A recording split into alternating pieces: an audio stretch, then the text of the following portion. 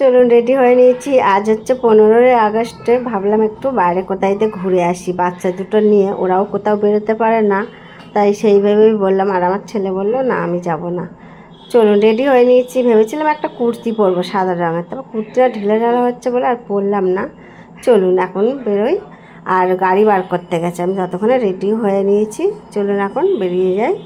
আর গাড়িতে যেই উঠে পড়েছি বৃষ্টি, আর মাম্মাম দেখুন দুটো পুতুলের চেপে বসে আছে। ও যেন একটা ভয় ভয় পেয়ে গেছে। কারণ কেন বলুন তো, আমাদের বাড়ির ছেলে একটা গেছে, ওকে তো সেরকমভাবে দেখে না, ওকে দেখে একটু শান্ত হয়ে গেছে।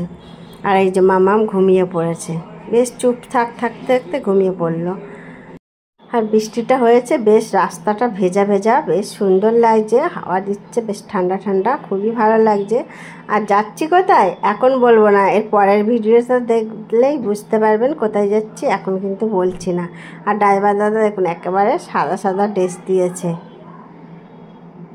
চলুন এসে গেছি পার্কের সামনে। এখন ভিডিওটা এখানেই শেষ করছি। সবাই ভালো থাকবেন।